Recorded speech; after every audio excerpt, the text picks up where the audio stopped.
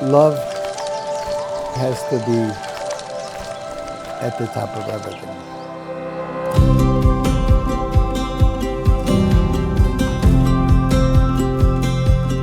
I blamed God and said, you didn't come with me. You abandoned me. Of course, I had to blame him.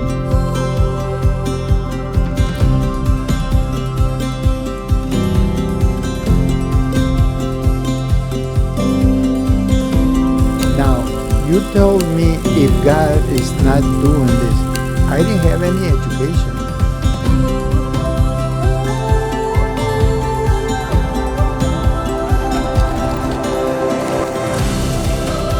One of my grandsons, the only grandson, for whatever reason, wouldn't say grandpa, and the grandpa, the PA at the end, I guess, was something that he remembered, but he started calling my wife Mima, and obviously I had to be Pipa.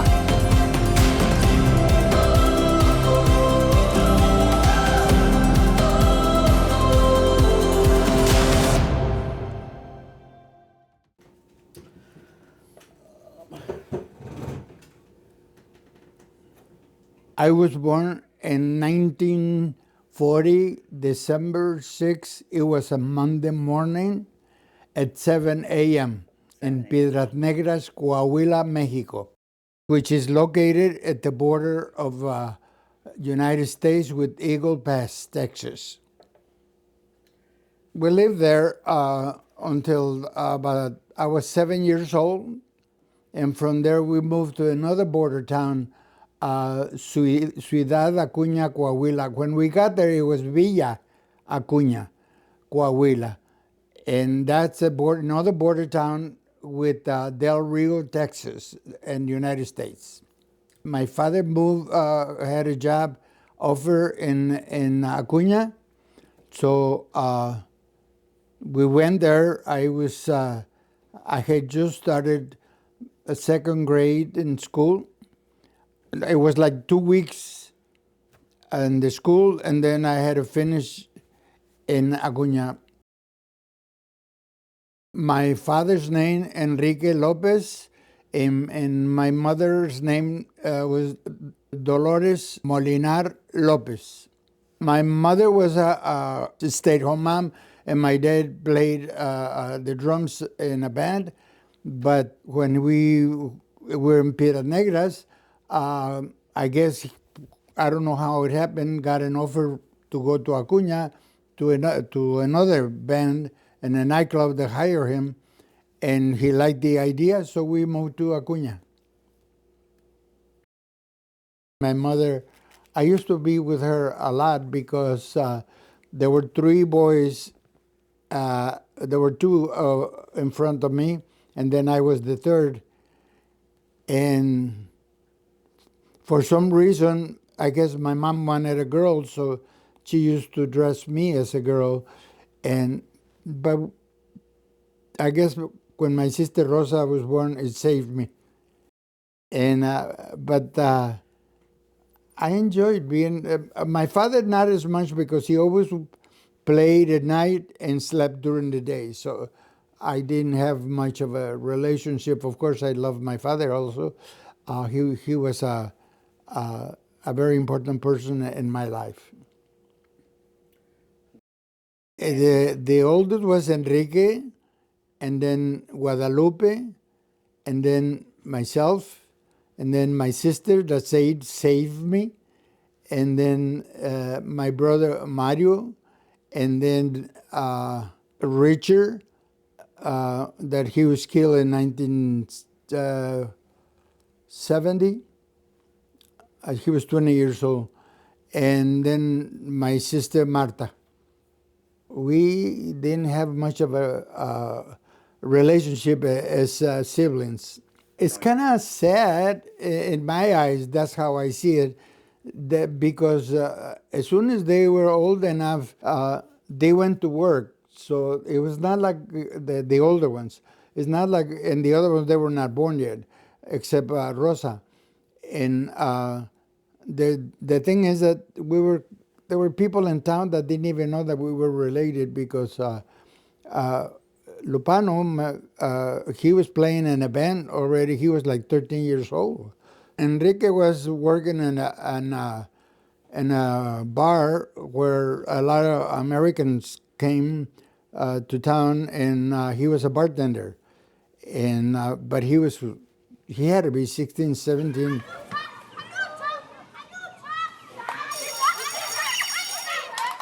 The only grade in school that I went the full year was the first grade. I was in school every day from the beginning to the end. And then on the second grade, when we moved to Acuña, for some reason the teacher liked me a lot. I don't know. She chose me to go to the man that makes candy, and I would pick it up and sell it during recess. So about 10 o'clock in the morning, I could get anybody, my second graders, and go to this guy's house, pick up the candy, and she would tell me, you don't have to come back until after lunch because in the meantime, I'm selling the candy.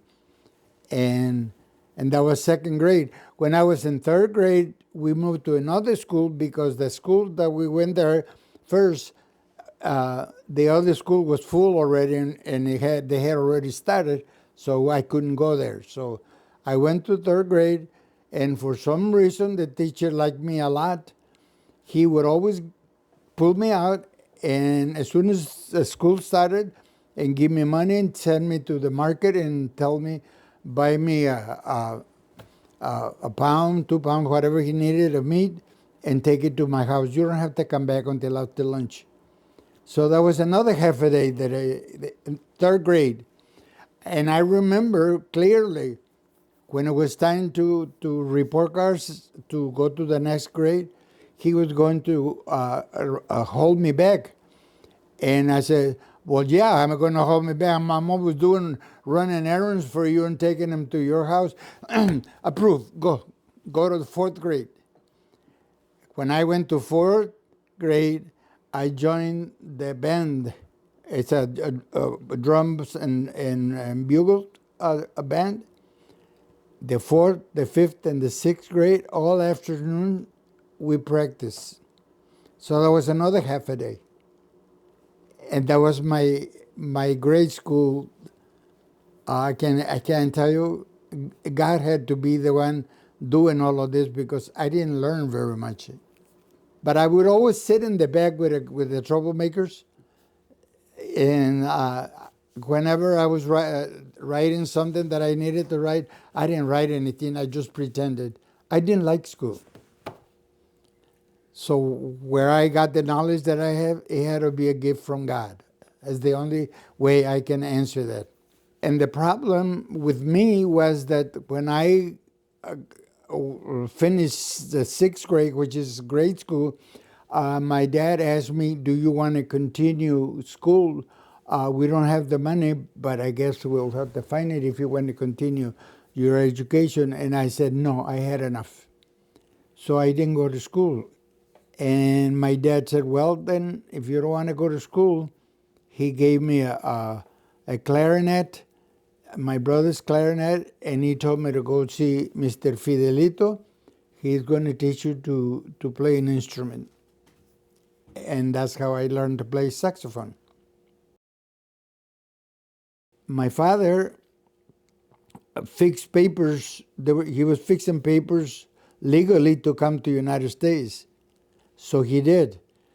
And then once he fixed his papers, he fixed papers for my older brother, Enrique.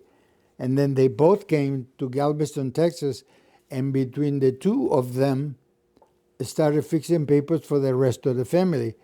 In the meantime, there was a flood in Acuña, and the house where we lived, it was a concrete blocks, so nothing happened to it. The owners of that house, because we were renting, their house cracked the walls and they asked us to move.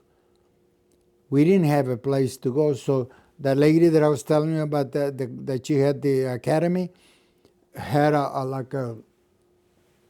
a big empty warehouse, and she said you can move in there if you want until you find something.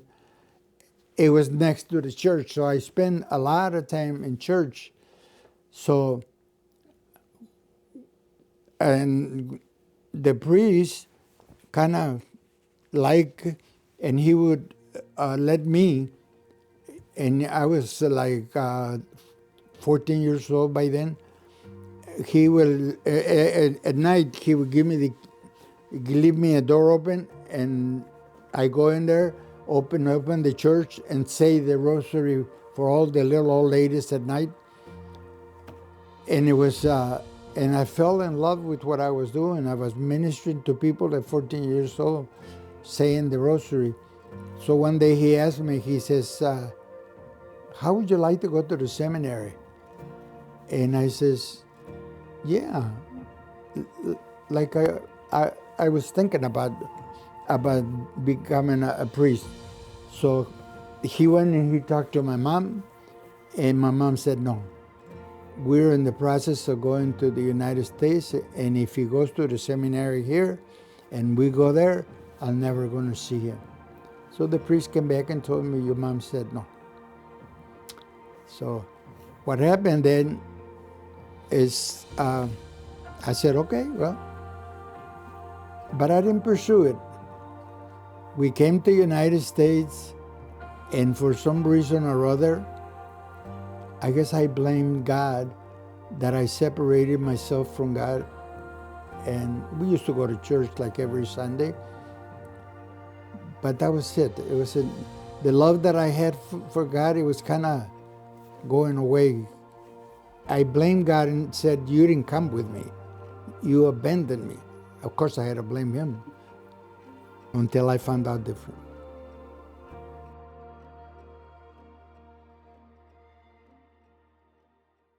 I remember when we got the letter saying that we had to go to the American Embassy in Monterrey, Mexico, to pick up our papers. And then we put everything, all our belongings in a little trailer, and here we go. It was March 8th of 1956. We crossed the border, show our papers, the green card, and here we go. I was 15 years old, and we went to, my father and Enrique had rented a house, and that's where we went. We went there, and then he said, well, then you have to go work.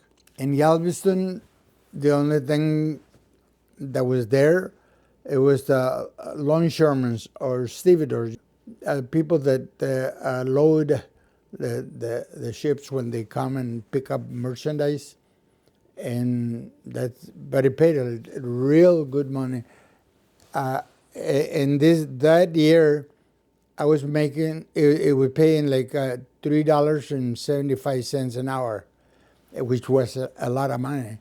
Now, the other thing that happened was that I started learning discrimination. We were not allowed to join the union because we were Mexicans, but they would give us a permit to work, and that's how we worked. But then eventually, I guess, I think it was Eisenhower, the one that was president, and everything slowed down. It slowed down. And my brother, Enrique, had this idea that he was reading the paper, and in San Antonio, Texas, there was an advertisement there. The guy was looking for workers to work the fields, and he would give you the where you go in this state and pick up whatever is there to pick up, and you go another state, and until they bring you back home. Well, we went to San Antonio. We got on a it was a real a truck like cattle. They put us all there, and we ended up in Columbus, Kentucky, but we couldn't work because the strawberries were not ready to be picked up. So they said, you can go to the drugstore and buy whatever you want, and when you start working, you pay us. So we did. But then what happened was that one time they give you a basket and you fill it up, the little baskets with strawberries, and they would tell you, no, these are not good. So when it was my turn, and I went, and I know they were ripe. I knew they were good. And she said, no, this is not good. I said, wait a minute. If it's no good, I threw them on the ground, and I stomped all over it. And well, they called the police, and so my brother says, we need to get out of here. So he took the luggage that we had, got on a bus, and took off. And when the next day, when the police came to figure out what they were going to do, the owner and the guy that brought us to Columbus, Kentucky, said, "Get out of here! I don't want you here." So the cops, instead of giving us a ride to the borderline or whatever they wanted, they drove behind. We were walking, and they were right behind us. And this is how we started walking. I remember taking Highway 57. We went to Paducah, Illinois, crossed to the Illinois border, the three of us. There was three of us, two guys, and because my brother had already taken the bus, and we started walking towards Chicago. And we walked one night we slept under a bridge, and the next day one of the guys said, I'm going to, because I had $15 from me, my money, and I being so kind that I thought I gave one $5, the other one $5, and my $5. And the guy said, I'm going to go see if maybe we can get the ticket to Chicago. This was in Vandalia, Illinois. And when he came back, he got the tickets. And I says, how did you get the tickets? And he says, I promised the lady that I will send her the money as soon as we get to Chicago. I believe that. And so we got on a bus. We ended up in Chicago about 11 o'clock at night. And I had the address to where my brother was. So we're standing in a corner, waiting for a bus to go. And all of a sudden, about half hour later or something, I realized that it was a sign that said one way. We wanted to go this way. We're in the wrong street. So we finally ended up, I was the one that spoke English the best. We went to another street, and we stopped a cab, and in my broken English, I told him that how much would it cost to take me to this address? And he said, well, how much do you have? So I told him, well, we had gone before that, we had gone for coffee and donuts, so the $5 that each one of us had, it wasn't $5 anymore. So we said like $2 and some cents. He says, come on here. So he took us from downtown to, I think it was Kedzie in Jackson, where we were going. And it was like 2 o'clock in the morning. Knock on the door, and the guy comes out, and I says, I'm looking for Enrique Lopez. He says, I'm the owner. He says, go upstairs. There were like 3 floors. Go to the 3rd floor. He says, I think some guys just came yesterday or something. I don't remember when. So we went and knocked on the door. Nobody answered. And one of the guys says, if they're going to arrest us, I'm not moving from here. I'm tired. So we sit there in the steps. About 5 o'clock in the morning, this guy comes singing and drunk. And he says, Mexican, what are you guys doing here? He says, I'm looking for Salvador Ibarra. He says, yeah, he's in there. Knock on the door. He says, well, we knocked and nobody answered. He says, oh, come on. He had a bottle of beer. He goes, Chava, Chava. So they finally opened the door. And as I'm looking for Enrique Lopez, and I heard over there, that's my brother, that's my brother. My brother was there. And that's where we spent the night. So the reason behind all of this was that my uncle lived in Chicago, and we figured that we're trying to find him and see if he could help us or do something, which we finally did, and he told us to go live with them, and so then we finally rented our own place, got a job in Broadview, Illinois, I think it was the name. But then in December, like the 1st of December, first week in December, I got laid off. And I told Enrique, and I think Lupano was also with us, and I says, I'm not looking for another job. I'm going home. So they put me on a bus to Texas, Galveston. And I ended up there, and a week later, the two of them showed up. They got laid off, and they went back to Galveston, Texas. And we stayed there until 59. There's still no work. My uncle, Pedro, may he rest in peace, and his wife, Luisa, came to the house, and we told him the situation, and he said, why don't you go back with me? So we did. And Enrique and I were the only ones that came. And we came and lived with him. And that's how we ended up there until finally my dad said that he wanted everybody to come to Chicago. And well, we found a house, somebody found a house, and the whole family moved. And it was around Thanksgiving when Enrique and I went, and again, I'm driving. I don't have a license. I'm 17 years old, and went and got the family, and came to Chicago, and that's where we live.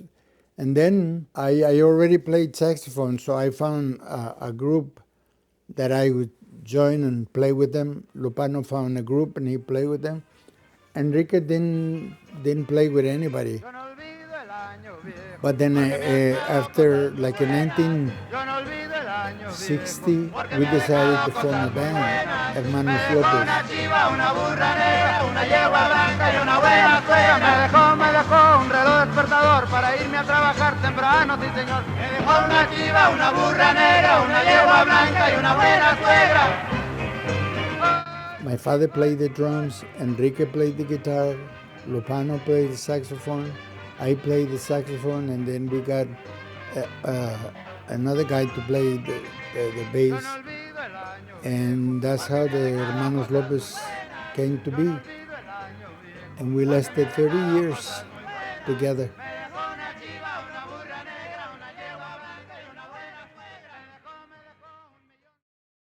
I think it was 59. The band came to Joliet to play at a wedding. I think it was either the end of 59 or the beginning of 60. We came to play to that wedding, and Lydia was there, and Virginia. May she rest in peace. And I saw her, and there was a chemistry together, and I started dancing with her. The problem was that there was two bands, because we started after the wedding. This is after the wedding. a guy hired us to come every Sunday to play at where I show you the junkyard. Well, this where the hall was, and the problem was that I was playing and I saw Lydia dancing with somebody else, and then when the other band played, I danced with her. So, but I mean, that's what they were there for. They went to dance for the dance, and there was no first dates or anything. That we just talk on Sundays, and then I started calling her, and she made me happy when I was with her. When I was not with her because in Chicago she was here, I was lonely. So I knew that this is the person I want, and we did. And I told her, "You're praying that you feel the same way about you, and that's a chance that we have to take." That I took, because I felt that she did, and apparently she did because she accepted. So it's a beautiful thing, really, because you're taking a chance. Finally, one day that we said I was gonna go meet her parents. One of the things that Grandma, may she rest in peace, when I got there, the first thing she asked me was let me see your papers. Well, come to find out later on when I was working at the Spanish Center that she didn't have papers. But I was in good with the immigration department in Chicago, and they would come to the Spanish Center, and I talked to this guy about my mother-in-law, and he said, "Sure." So we started talking, and she got her papers. But the problem was with her family; they were very strict, so she was not free to just go and come as she pleased. So that's what it was. But once they knew who I was and everything, uh, Lydia tells me that her brothers, my brother-in-laws, didn't like my looks. I looked like a hoodlum, apparently. But they had to put up with this.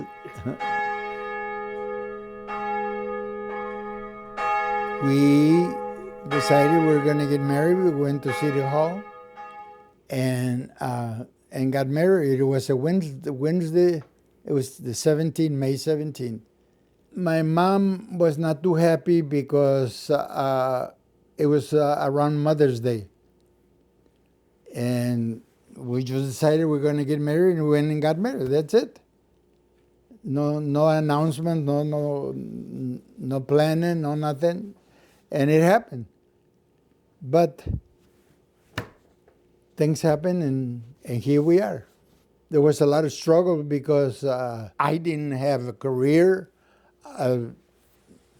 I used to, in 1959, I was working in a national ice cream company in Chicago. And I remember that they close, every year they close Labor Day because the winter comes and the ice cream sales were not. So we got laid off. My brother, Enrique, met this man. As a matter of fact, he owns Pepe's Tacos in Chicago. I don't know if he's still there or not, or what happened to him. But he told him told my brother that Zenit was hiring. So we both went to Zenit, and they hired my brother Enrique, and they did not hire me because I was not heavy enough. I weighed 150 pounds, I think. And so then he found out, this guy, that Cracker Jack was hiring. That was on 63rd and Cicero.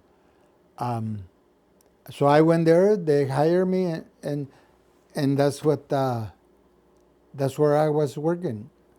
It's an employee there, making Cracker Jacks. Worked there for 5 years, Then I heard that there was an opening, the Western Electric was hiring. So I went to Western Electric and I asked for a job and they hired me. So I quit Cracker Jack and I went to Western Electric. And I worked there until 1974. We rented a house in Chicago when Olga was born.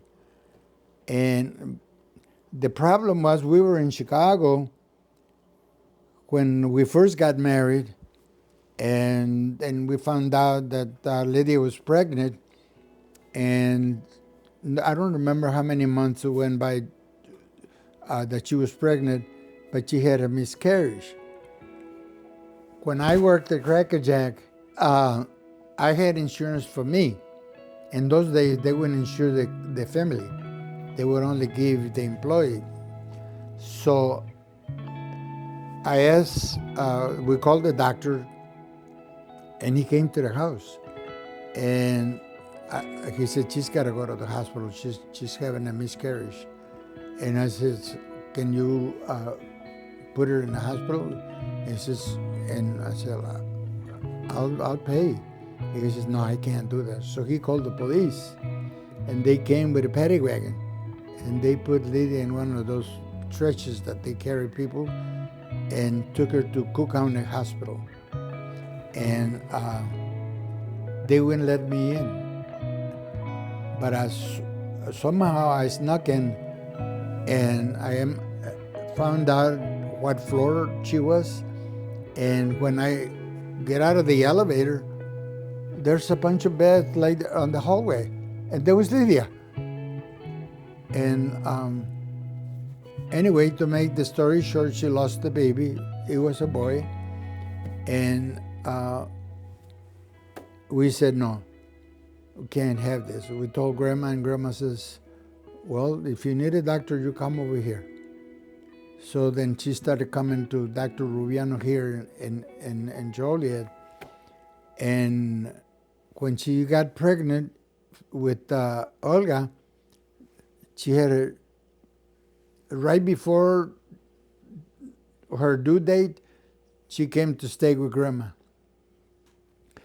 And when it was time, Grandma called me and said, come over, she's getting ready. So we took Mima to St. Joseph Hospital, who was behind St. John's. That's where the hospital was. And we took her there. They took her in. They prepped her and everything because she was going to have a baby. And we called the doctor, and turned out that Dr. Rubiano was on vacation, and he had somebody, Dr. Lee, I think it was his name, to replace him. And I told him, I says, you need to come because she's here in St. Joe's. And he told me, I can't. I got 2 or 3 pregnant women here at Silver Cross. I said, well, then release her. And I find a doctor here in St. Joe's. He says, I can't do that because she's not my patient. He says, you have to come over here. So we had to go to Silver Cross. And they asked me for insurance. I don't have any. And I says, I didn't have a choice coming here. The doctor said we had to come. So there was a Wednesday in the afternoon, and all night I met a lot of parents, fathers. Like every hour there was a new, and I'm still there. And the nurses would tell me, tell your husband to go home, we'll call him if something develops. And no, but I wanted to stay there. So then this is Thursday now. So in about mid-morning, I tell Dr. Lee, I says, how long is this going to take? Wouldn't that endanger the baby? And he says, endanger both of them. He told me that. He didn't have to. I said, well, then do something, because how can you say that? that both can die and you're not doing anything? And so he did call, I think Dr. Clark was, because he didn't do surgeries. It had to be a C-section. So on Thursday at 10:36, my baby was born. She had a cone head like this because she couldn't get out of the channel, so that's why they had to have the C-section. The doctor comes to me and I says, well, you have a little girl. She's your baby. And I says, can I talk to my wife? And she goes, sure, go ahead, here she comes. But she's out, she's not gonna listen to you. And he thought it was funny. So then finally the nurse says, okay, your wife is okay, your baby is okay, go home now. So that's when I went home. But that was Olga's, my experience with her birth. It was hard, but you can imagine how Lydia went. So many hours. And we went home, and my baby, she used to be so smart and so intelligent that she will entertain herself. There was nobody else to play with it. Olivia was not born yet. She did have an imaginary friend. I remember that because she knows that also. And until in 1968, when Olivia was born, then they were very attached. Olivia and her, I don't know, the love of two sisters, how it is, but that's how it happened. I'm very proud of my kids.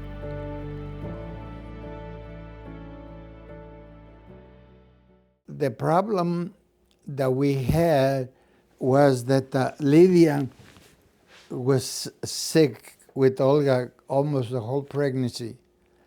And then with Olivia got pregnant, the same thing, to the point that Dr. Rubiano told Lydia, if you're going to have another baby, you're going to spend it in bed the 9 months. There's nothing else I can take out of you anymore. Because then she started bleeding her kidneys and bladder and all of that. And that was the reason why we stopped at 2. Because we said, no. It's too much suffering for her, in my opinion. And that's why we stopped there with 2. But then now the problem, another problem that came up in school in Chicago was that Olga came home one time and said that some kids were selling drugs. And he said, no, let's get out of here. That's 1974. We moved to Joliet, and we moved in with Grandma. We stayed there for a while until we found a place that we could rent. There was no money. We couldn't save anything. I remember whenever we had like in this particular case like $200 extra, the car broke down, so we could never get ahead. And I think, in my opinion, I think that what happened was that I wasn't that close to God yet. Remember I told you that when I came to the United States, I blamed God that He didn't come with me? Well, I realized that I had to change. I had to go back to what God wanted me to do from the beginning. And that's when things started changing. I didn't realize that it was there all the time, but I was not doing what I was supposed to do. Until finally, when we came to Joliet, I started going to Mount Carmel, to church. And by that time, I already played the guitar, and they needed a guitar player, so I offered to play the masses. One of these times, I'm putting away my guitar, and Father George, may he rest in peace, he's walking behind me, and he said, uh, how would you like to go to school to be a deacon?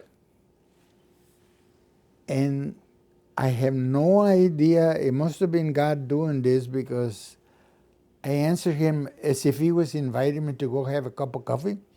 I said, yeah. And he said, no, no, no, no, wait a minute. I had to talk to your wife. If she says no, forget that I asked you.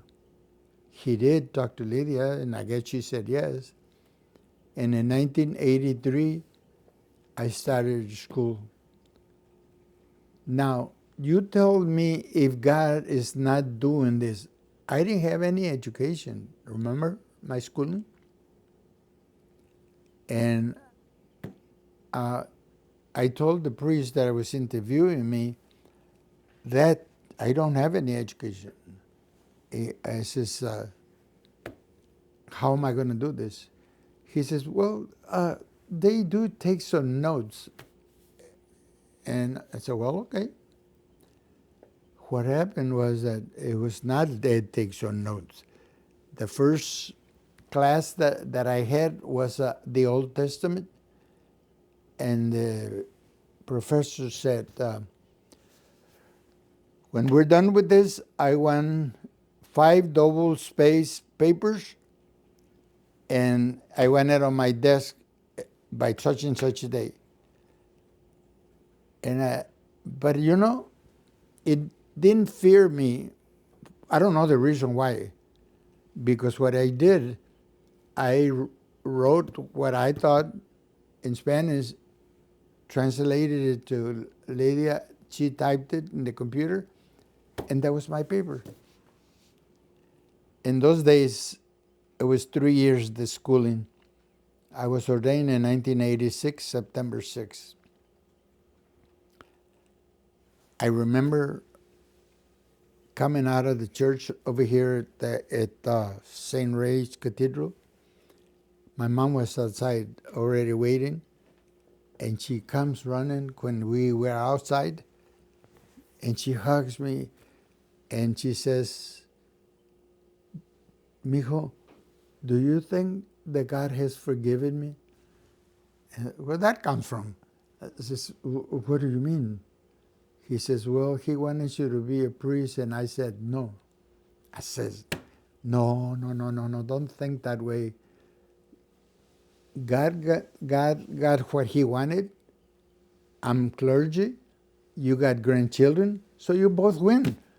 In my life, my spiritual life, God has helped me a lot.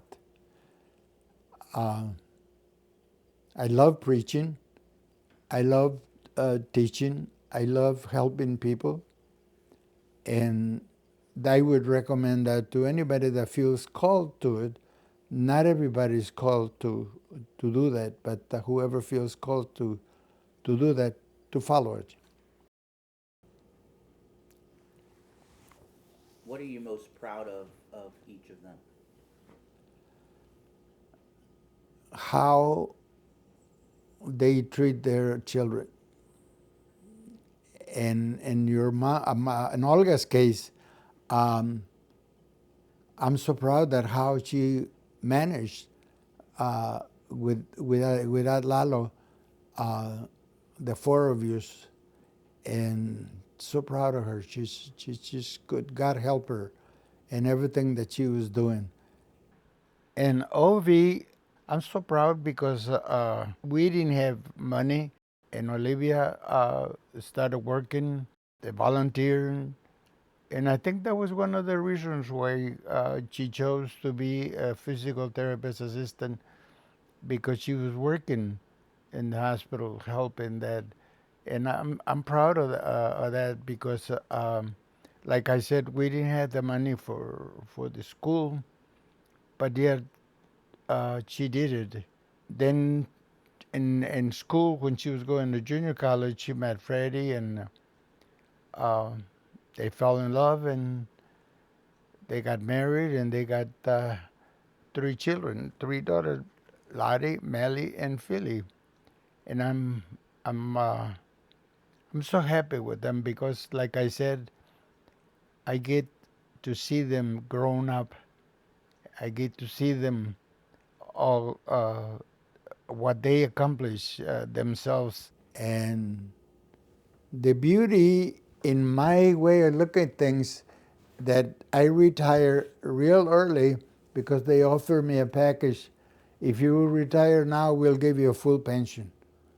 And I said, okay. So what happened was that at that time, I was drafted to babysit all of y'all.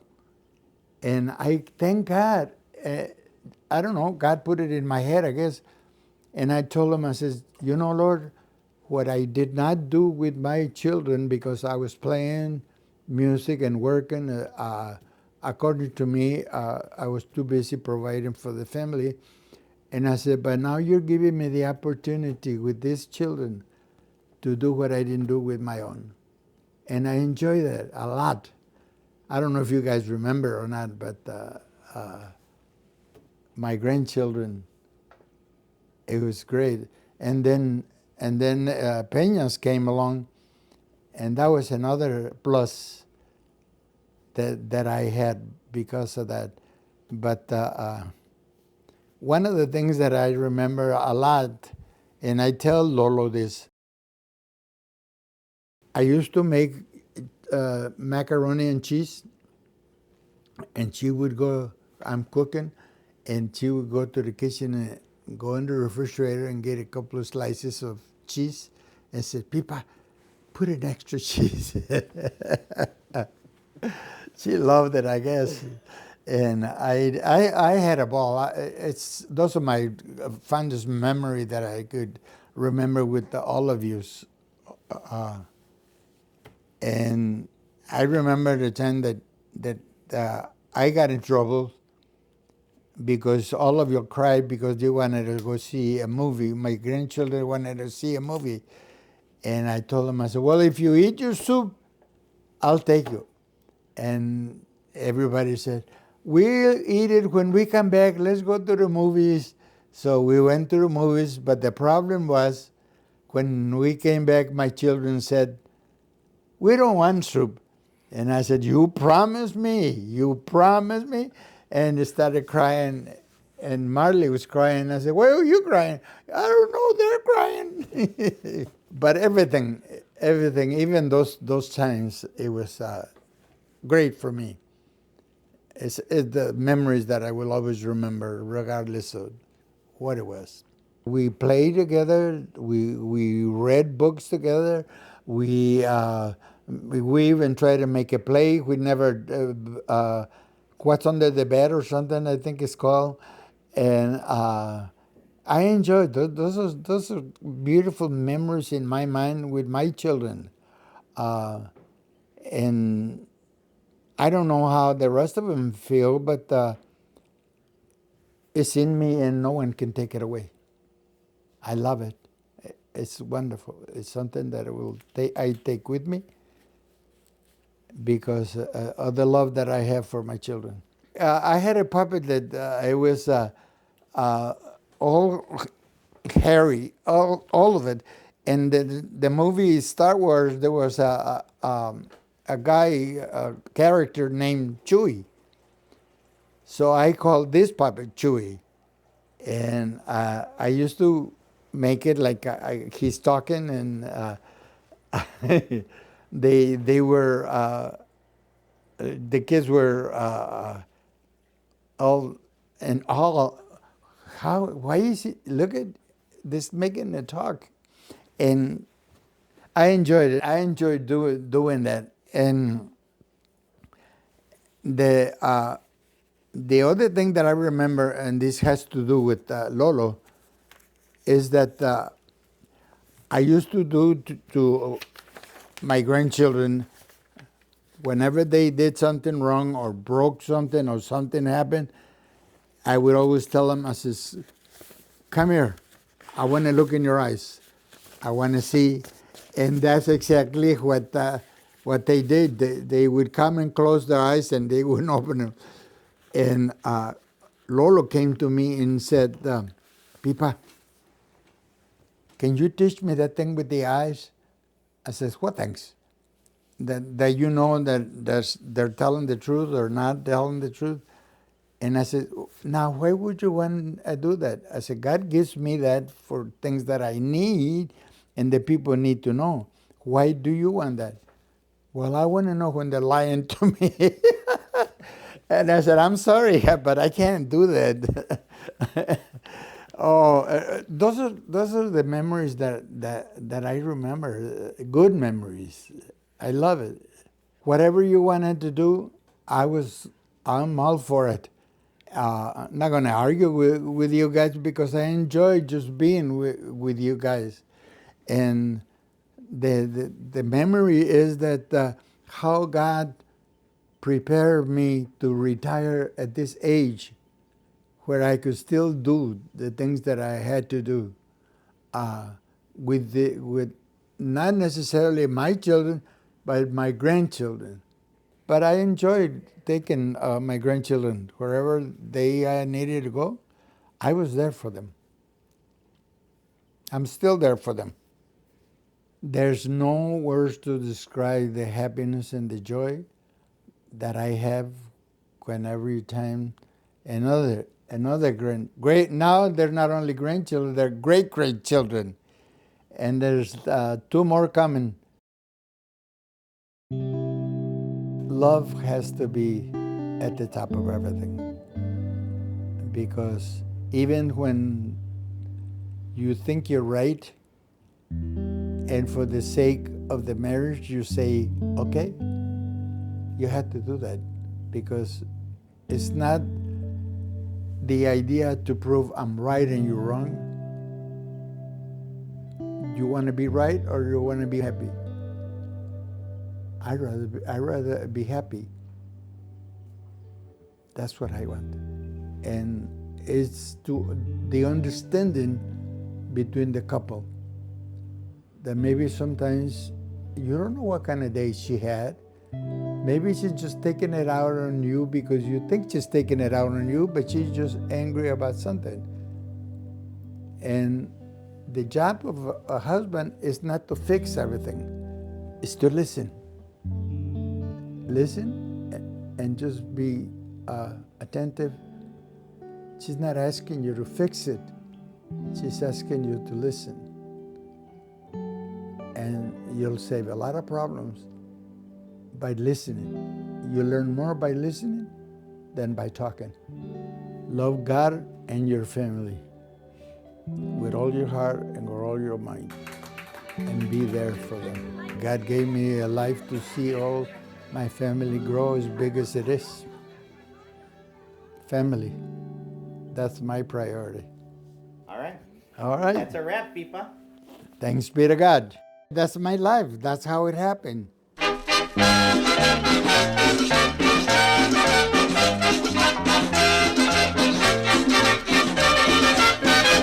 Vamos todos a la fiesta a divertirnos del progreso que la ciencia nos ofrece en beneficio de los casados. ¿Por qué? Porque los cohetes están ya de moda y las suegras están ya temblando, porque ellos ya lo presienten que nosotros ya las mandamos. ¡Adelante! Será la luna sin regreso, será la luna sin regreso, será la luna sin regreso, será la luna sin regreso.